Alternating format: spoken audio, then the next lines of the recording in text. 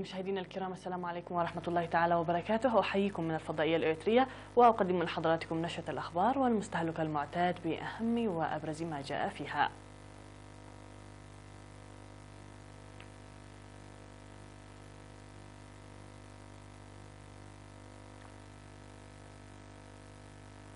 دعوة لضرورة حفر الآبار بمعرفة الجهات المعنية وإجراء دراسات بحثية. تسيير أعمال ناجعة لتطوير الخدمات الصحية في جنوب البحر الأحمر. جمعية بالدهى الوطنية تقيم أنشطتها. روسيا تجري أكبر تدريبات عسكرية منذ 40 عاما. تريزا ماي تعلن إبرام اتفاق تجاري خلال جولتها الإفريقية. وترامب يشكك في نزاهة جوجل وتويتر وفيسبوك.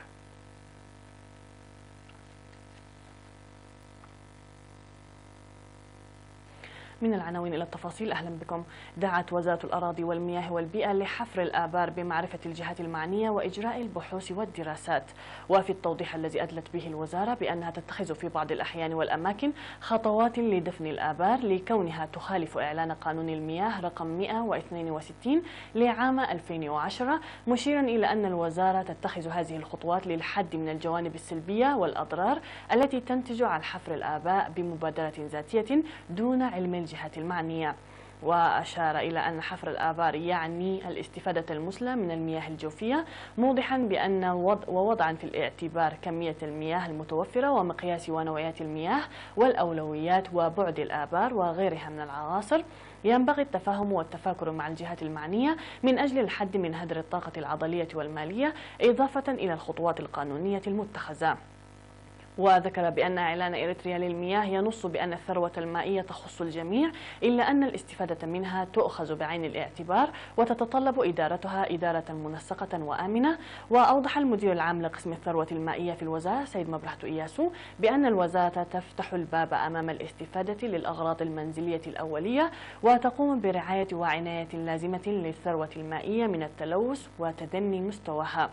وأضاف السيد مبرهت قائلا بما أن وفرة المياه تتأثر بمختلف العناصر وأن مقياسه معروف، لكن وعلى العكس تزداد نسبة الاستفادة من المياه في مختلف الأغراض يوما إثر آخر، مشيرا إلى ازدياد متطلبات المياه ب3 أضعاف مع زيادة تعداد سكان العالم خلال 50 عاما المقبلة. لذلك ستضطر الدول للعمل بالتركيز على توسيع الدراسات البحثية وتعزيز الجهود والمساعي لتنمية المياه السطحية لضمان الاستفادة المثلى من المياه.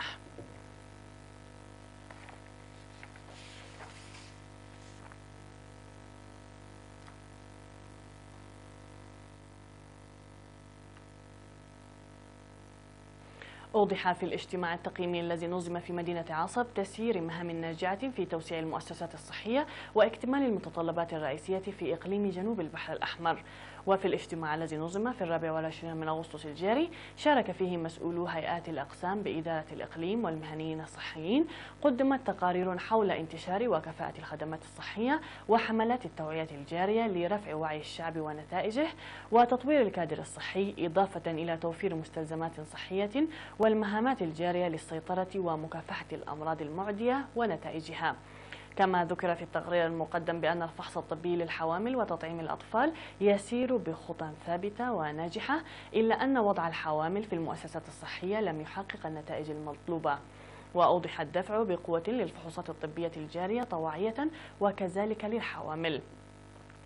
وأشار التقرير إلى السيطرة والمراقبة التامة للأمراض الوبائية نتيجة لاتخاذ خطوات رد فعل سريعة ومنظمة تفاعل خلالها المواطنين بإيجابية ووعي عالي، موضحا التطور الذي يشهده الكادر الصحي من حيث العدد والنوع. وذكر مسؤول مكتب وزارة الصحة في الإقليم السيدة صفاء النجاسي إلى تعزيز دور المجتمع لوضع الحوامل في المؤسسات الصحية وتوزيع الخدمات الصحية للسيطرة على الأمراض الوبائية إلى كافة مديريات الإقليم، ومنح أهمية كبرى لإدخال برنامج الإصحاح البيئي الجاري في القرى في المدن أيضا.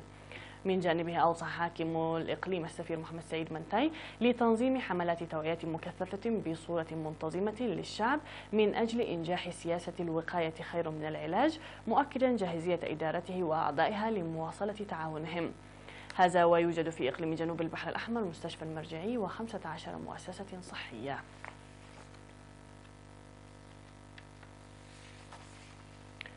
عقدت جمعية بودهو التي تضم المواطنين المصابين بمرض نقص المناعة المكتسب الإيدز يوم أمس 28 من أغسطس الجاري اجتماعا لتقيم أنشطتها السنوية. وفي التقرير الذي قدمه رئيس الجمعية السيد دانيال أسفها أشار إلى إجراء سيمينارات وندوات وحملات توعية في كافة الأقاليم بداية من العام 2017 وحتى منتصف 2018، إضافة إلى خدمات الإرشاد عبر الهواتف وتوزيع الأدوية على الأطفال المصابين بمرض المناعة الإيدز، وكذلك التعليم وتطوراته وغيرها من الأنشطة الفعالة. وأوضح السيد دانيال أهمية التوعيات المصحوبة بالأمثلة ودورها البناء في تطوير معارف ووعي المواطنين حول المرض، مشيرا إلى أن تدني مستوى الإصابة أكثر مما كان عليه سابقا هو خير دليل على ذلك. وفي الكلمة التي ألقاها المستشار القانوني لوزارة الصحة سيد محاري ولدو، ذكر فيها بأن الحكومة تقدم دعما متنوعا لجمعية بودهو وأعضائها كتوزيع مجاني للأدوية وتقديم أغذية مفيدة متنوعة وتشجيع الأعضاء للحد من التمييز الذاتي والبيئي. ومثالا لذلك أصبحت إريتريا إحدى الدول التي حققت إنجازات كبيرة في السيطرة على انتشار وباء مرض المناعة الإيدز. وقدم المشاركون بدورهم آراء ومقترحات بناءة، من ضمنها إبداء المؤسسات تعاونها في حملات التوعية التي تنظمها الجمعية، والحد من عملية التأخيرات التي تظهر من بعض المؤسسات، واستمرارية برامج التأهيل لأعضاء الجمعية، وتنظيم دورات تأهيلية حديثة، وغيرها من الآراء والتوصيات. هذا وتأسست جمعية بودهو الوطنية في العام 2002 لتحقيق رؤية الحد من وباء مرض المناعة الإيدز. أعلن بأن برنامج الإصحاح البيئي الأهلي الجاري بالتنسيق بين المؤسسات الصحية والإدارات ظل يحقق نتائج ناجعة في ضمان الصحة. وفي الاجتماع الذي عقد في ضاحية حسن دوبا لتقييم تطور الخدمات الصحية في المديرية، أوضح بأن السيمينارات والندوات المقدمة باستمرار عبر المهنيين الصحيين ظلت تلعب دورا كبيرا في ضمان الإصحاح البيئي عامة، وخاصة في تغيير الفهم السائد في كيفية استخدام دورات المياه. وقال مسؤول الخدمات الصحية في المديرية الممرض إيوب زرعي إن الأمراض المعدية عامة وخاصة الأمراض الناجمة عن نقص النظافة والإصحاح البيئي لا يمكن السيطرة عليها دون مشاركة المواطنين البناءة، مشيرا إلى سريان العمل لمنح عملية ارتفاع وعي المجتمع الأولوية من أجل إنجاح المهام. من جهته أشار مسؤول الإصحاح البيئي في مكتب وزارة الصحة بإقليم القاشبركة سيد عبدو يعقوب إلى أن الكثير من القرى في الإقليم نظمن أنشطة ناجحة في الإصحاح البيئي، ونتيجة لذلك تحققت نتائج عالية في هذا الشأن، موضحا جريان البرنامج في كافة مناطق الإقليم المتبقية بتنظيم أقوى. وقال كل من مسؤول مكتب الصحة السيد حيلوم كيداني ومسؤول الخدمات الاجتماعية بالإقليم السيد فرانكو كوبابا إن برنامج إصحاح البيئة الأهلي المرتكز على وعي وتأطير الشعب قوة دافعة للأعمال الجارية للسيطرة على الأمراض المعدية، داعين مدراء الضواحي لمنحها اهتماما أكبر.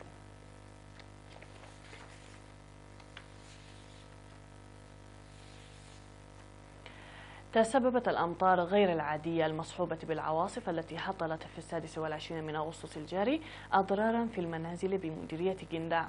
ووفق المعلومات التي أدلى بها مراسل وكالة الأنباء الإريترية، اقتلعت الأمطار أسقف غرفتين لمدرسة أمانة الشهداء، و4 غرف لمكتب فرع الاتحاد الوطني للشباب والطلبة، و4 منازل سكنية بالكامل، فيما تسببت في وقوع أضرار طفيفة في منزلين آخرين.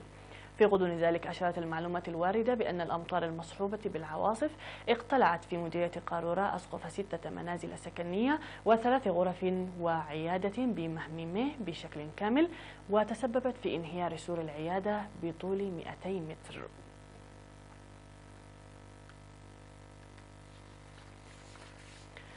توصلت الحركة الديمقراطية لشعب تيغراي دمهيت إلى اتفاقية مع حكومة جمهورية إثيوبيا الديمقراطية الاتحادية لمواصلة نضالها بالطرق السلمية. وحضر اللقاء الذي جرى يوم أمس 28 من أغسطس الجاري في العاصمة أسمرا من جانب الجمهورية الإثيوبية وفد الجمهورية برئاسة مسؤول الأمن القومي والمخابرات الفريق آدم محمد، ومن جانب الحركة الديمقراطية لشعب تيغراي رئيس الحركة السيد مكنن تسفاي. ووفق الاتفاقية التي توصل إليها الجانبان، تدعم الحركة عملية السلام التي تشهدها إثيوبيا والعمل لتطوير السلام بالدخول إلى إثيوبيا من خلال مواصلة العمل السياسي بطرق سلمية، فيما توصل الطرفان فيما يتعلق بحل قضية القوات المسلحة التابعة للحركة بالتفاهم الثنائي. كما علم بأن وفد الحركة الديمقراطية لشعب تيغراي سيتوجه إلى العاصمة الإثيوبية أديس أبابا في القريب العاجل لتنفيذ آلية الاتفاقية. وفي التوضيح الذي أدلى به رئيس حركة دمهيت، أشار إلى أن حركتهم كانت تناضل لتحقيق التغيير الذي تشهده إثيوبيا في الوقت الراهن، وقررت الحركة مواصلة نضالها بطرق سلمية بالدخول إلى إثيوبيا، موضحا عقد لقاء آخر في أديس أبابا استمرارية للقاء المنعقد في العاصمة الإريترية أسمرا. من جانبه قال عضو جمهورية إثيوبيا الديمقراطية الفيدرالية سيد تفاري دربو إن مختلف المنظمات والحركات التي كانت تمارس النضال المسرح توصلت إلى اتفاقيات تفاهم لمواصلة النضال بطرق سلمية بالدخول إلى وطنهم إثيوبيا، مستفيدات من أجواء السلام المبشرة التي تشهدها البلاد، موضحا بأن التباحث الإيجابي البناء الذي جرى مع دمهيت واتفاقيات التفاهم استمرار لتلك الاتفاقيات. هذا وتعد الحركة الديمقراطية لشعب تيغراي دمهيت التي خاضت النضال المسلح لحوالي 17 عاما إحدى المنظمات الإثيوبية. الجدير بالذكر بأن حكومة إثيوبيا الديمقراطية الاتحادية وقعت اتفاقيات مماثلة مع مختلف الحركات والمنظمات الإثيوبية النضالية. مشاهدينا الكرام، كانت هذه الأنباء المحلية. فاصل ونعود مع الأنباء العالمية، فابقوا معنا.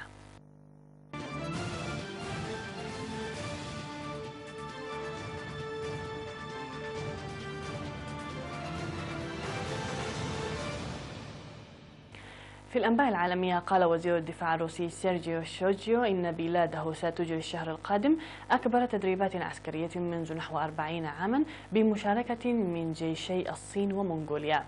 وأضاف شويغو في بيان أن التدريبات التي يطلق عليها اسم فوستوك 2018A ستجري في مناطق عسكرية روسية في وسط وشرق البلاد، ويشارك فيها نحو 300 ألف عسكري وأكثر من 1000 طائرة عسكرية وأسطولان بحريان روسيان وجميع وحداتهما المحمولة جوا. وستقضب هذه التدريبات التي ستجري بين يومي 11 و15 من سبتمبر على الأرجح اليابان التي تشكو بالفعل مما تصفه بالتعزيزات العسكرية الروسية في الشرق الأقصى. وقال شويغو إن هذه ستكون أكبر تدريبات عسكرية تجريها روسيا منذ عام 1981. أعلنت رئيسة الوزراء البريطانية تيريزا ماي في مستهل جولتها الإفريقية التي بدأتها لتعزيز الصادرات البريطانية هناك أن بريطانيا توصلت لأول اتفاق تجاري عقب خروج بريطانيا من الاتحاد الأوروبي بريكسيت. وأكدت ماي أن بريطانيا ستقرر إبرام اتفاق يطبقه الاتحاد الأوروبي في الوقت الراهن مع 6 دول في جنوب إفريقيا. وقالت رئيسة الوزراء البريطانية أن بريطانيا ستستثمر مبلغا إضافيا بقيمة 4 مليار جنيه استرليني في الاقتصادات الإفريقية، معربة عن أملها في إجراء مزيد من الاستثمارات مع القطاع الخاص. وأعربت ماي عن سرورها للتأكيد على وضع خطط لإبرام اتفاقية الشراكة الاقتصادية التابعة للاتحاد الأوروبي مع الاتحاد الجمركي لإفريقيا الجنوبية وموزمبيق بمجرد عدم انطباق اتفاق الاتحاد الأوروبي مع بريطانيا.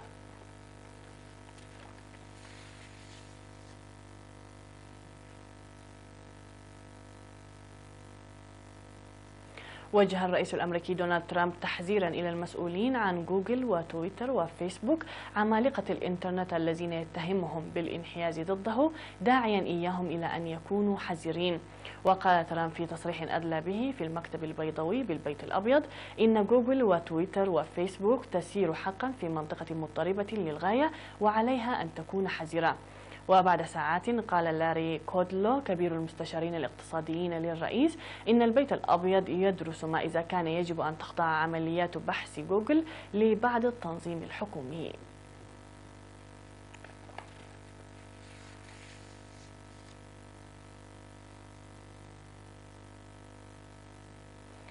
ذكرت وكالة أنباء الصين الجديدة شينخوا أن متوسط درجات الحرارة في الصين بلغ 22 درجة مئوية هذا الصيف، وهو الأعلى منذ عام 1961. وذكر شينخوا نقلا عن تشانغ سو تشيانغ مدير إدارة الإغاثة الطارئة والخدمات العامة في هيئة الأرصاد الجوية الصينية إن 55 محطة للطقس في المجمل سجلت درجات حرارة يومية عالية. وأبلغت حوالي 93 محطة للأرصاد الجوية عن ارتفاع درجات الحرارة بشدة في أقاليم جيلينغ وليا وينينغ ومنغوليا الداخلية وسيتشوان وهوبي وشانجود.